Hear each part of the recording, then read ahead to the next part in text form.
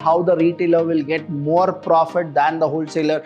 Everything I'm gonna tell you here. Tertiary. Now, tertiary industry means they are the people who give services to primary and secondary, right? Outside the boundaries of a nation or a country, whenever you go and you buy or sell, that becomes international. He'll collect the goods from the factory or the industry in bulk and then he will sell it.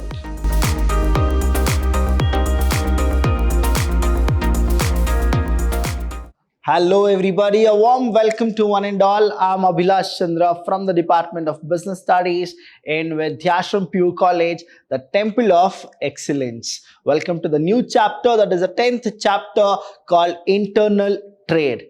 Now, you know what exactly a trade is, right? Trade is all about buying and selling of goods and services for the main motive to earn profit. The same way here, we'll understand what exactly internal trade is and how a consumer can ask the wholesaler and the retailer the discounts, how the wholesaler will make profit, how the retailer will get more profit than the wholesaler. Everything I'm gonna tell you here, but what is that you should do is you need to watch all our sessions, and our sessions is all for free to the entire India. So Vidhyaashram is the only college which is doing everything for the students across India in this pandemic. So we'll go with the first introduction part, that is trade. You need to know what a trade is. Trade refers to buying and selling. Please understand, trade is all about buying and selling of goods. When I say selling of goods, they also go with services, because nowadays, the 21st century, people are not happy only with the goods. You are supposed to give them the services as well. Services with the objective. Now, there is something called objective. You should have an objective of earning profit. Mankind has been engaged in trading in some form or the other since early days of civilization. Now, you would have seen the barter system.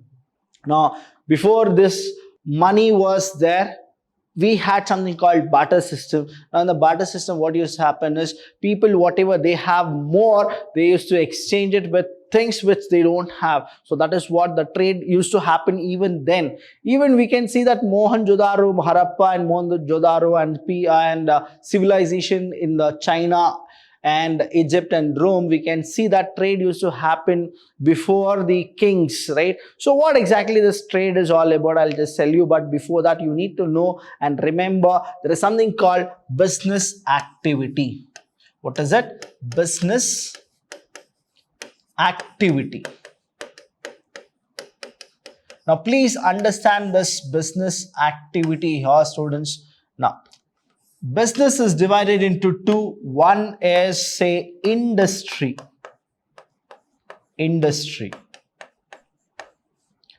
And one more here we have is, say, commerce. So we have two things. One is industry, another is commerce. Now, industry is divided further into three. That is primary industry, secondary industry, and tertiary industry. Now, what will happen here? Primary industry, again, industry means what?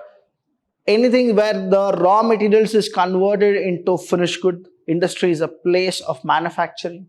So secondary and tertiary. Now, tertiary industry means they are the people who give services to primary and secondary, right? Now, if you go with commerce, what happens is, you need to know that in commerce we have two things. One we call that has auxiliary to trade, and one more is trade. Now, this is what we are actually looking for. What exactly trade is? Now, here trade is divided into two. I'll just write it here. One is internal trade,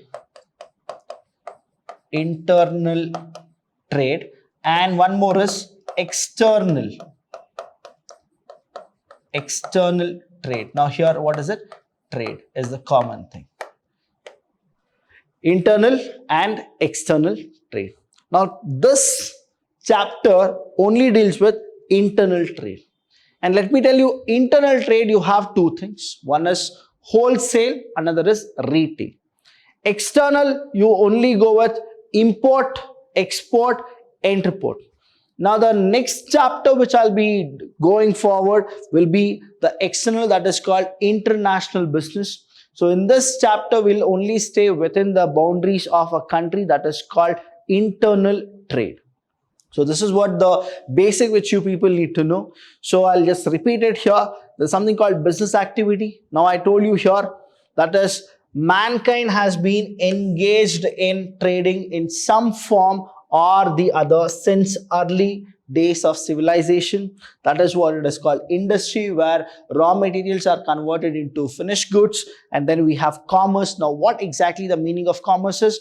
Commerce means distribution of goods from one place to another, that is called commerce. In commerce, we have two things. One is called auxiliaries to trade, and one more is trade. Now, what is trade? Buying and selling of goods and services, and they have an objective, that is to make profit, and that too, it should be on a regular basis.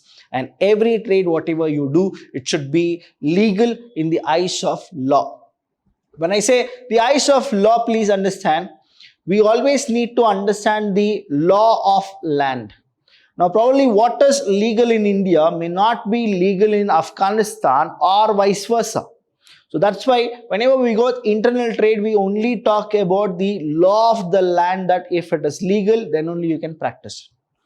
Now, here we understood that there are two things. One is auxiliary to trade and one more is trade. So what is this auxiliary to trade?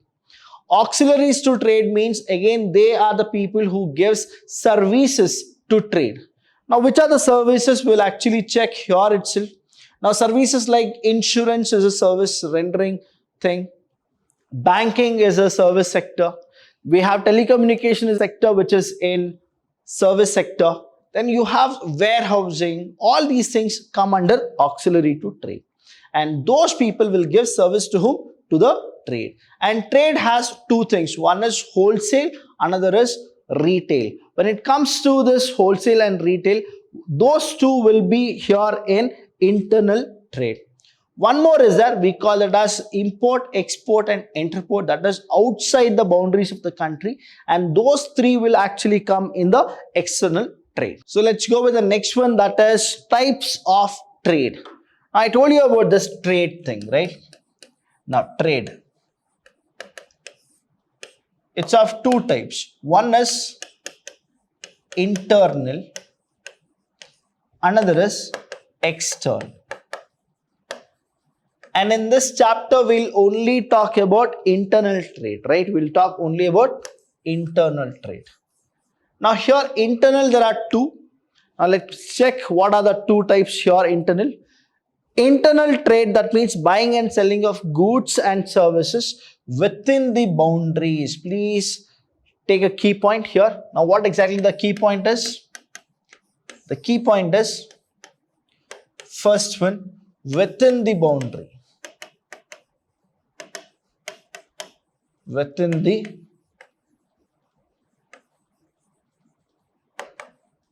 boundaries of a nation, or referred to as internal trade.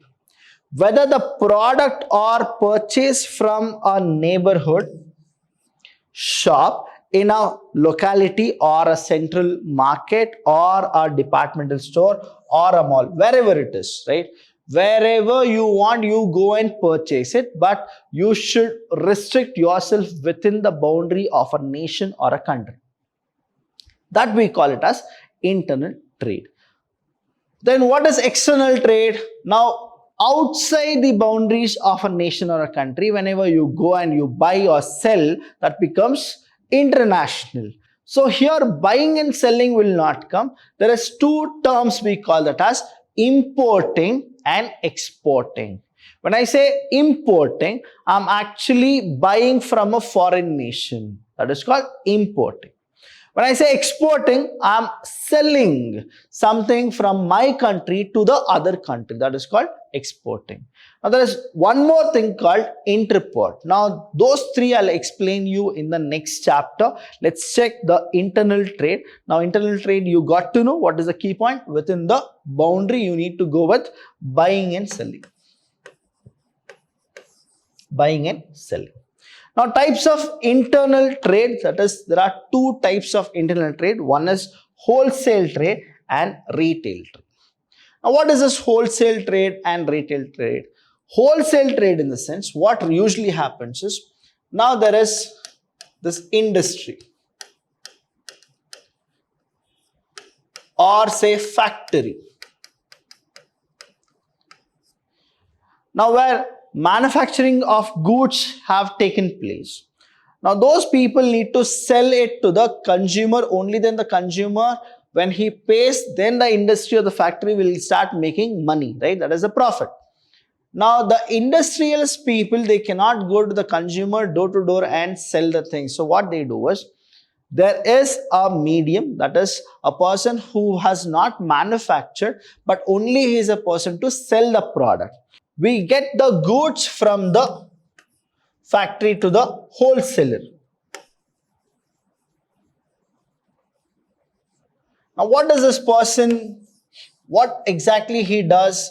He'll collect the goods from the factory or the industry in bulk, and then he will sell it to the next medium. Now, who is that next medium? The next medium is the retailer. Now, who is a retailer? A retailer is a person who buys from the wholesaler in a smaller quantity. And then what happens is, usually we are the one, the consumers or the customer. We don't go to the industry to buy. Sometimes we go to the wholesaler to buy. And most of it, say 80%, we go to the retailer and buy.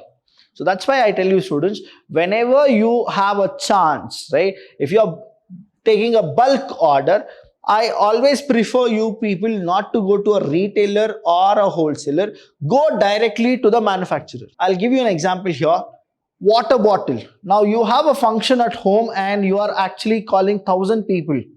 Now, 1,000 water bottle you are supposed to buy. Now, if you go to the retailer, what happens is, say one 500 ml water bottle, say 500 ml water bottle is there, and it costs 10 rupees. How much? 10 rupees. Now, if you go to a retailer, it will cost you 10 rupees. But if you go to a wholesaler, what happens? If you are buying in a bulk, right, he'll actually discount it and he'll give it to 7 rupees or say 6 rupees. Now, why? Because he also need the profit, isn't it? But if you go directly to the manufacturer, now you can go to the industries, right? You can go directly because you are buying in bulk. Even they'll go with the transportation. That means they will deliver the things to your place for free if you go with more bulk orders. Now, the real manufacturer, he'll calculate what is the total cost of manufacturing the bottle, and then he'll put some amount of profit and then he'll give it to you. Now, he may give it to you for 5 rupees. Now, understand, 5 rupees. Now, if you go to a retailer, 10 rupees. For a wholesaler, 7 to 6 rupees. If you go to a manufacturer, 5 rupees. Now, what exactly these people are doing it, right? I'll explain you here. Please understand this. Now, wholesale trade is what the topic is. Now, I'll go with the same example here. Now, if you go to a retailer, right, you will get it for 10 rupees. If you go it for a wholesaler, you will get it for 7 rupees. If you go to a manufacturer, you will get this for 5 rupees. Say example. Now, what exactly this wholesaler does? A wholesaling is concerned with the activities of those persons or establishment which sells to retailers. Who will do it? They will sell it to the retailer and other merchants, and to industrial, institutional and commercial users, but who do not sell in significant amount to ultimate consumers. That means what happens is, they'll not actually go with a proper selling to the ultimate consumer. They will go with retailers or the merchants. Now, understand here, I'm a consumer. Now, for whom should I actually go and visit? I'm buying in bulk 1,000 bottles of 500 liter. I'll straight away go to the manufacturer because of 5 rupees. Now, understand, what is that wholesaler is getting it? See here also manufacturer, without profit he'll not give.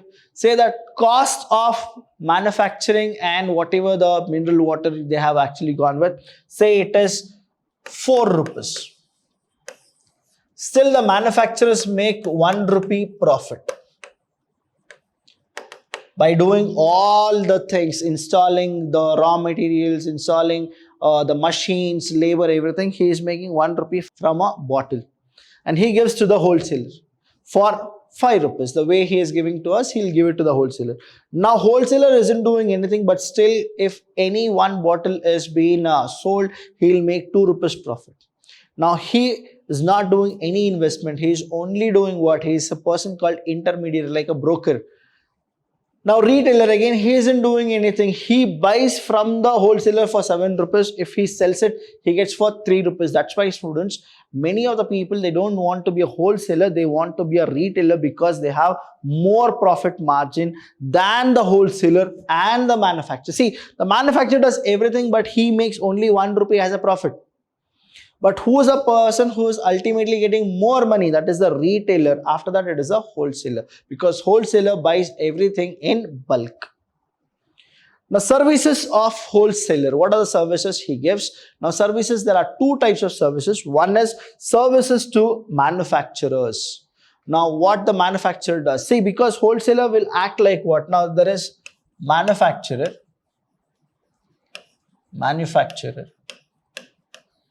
Then we have wholesaler. Then we have retailer, right? Now, what does this wholesaler does? He gives services to both of them, that is manufacturer and retailer. So we have services to manufacturer and services to retailer. So hope you have understood the basic and the introduction of the first session of the 10th chapter. If you have any doubts, students, please feel free to ask us. First, you make your base stronger, only then whatever we can go with it, you will understand. So go back to the session, watch it again. It's a very easy topic which you people need to understand. If you have any doubt, we are always there to help you. Thank you so much. I'll see you when I see you.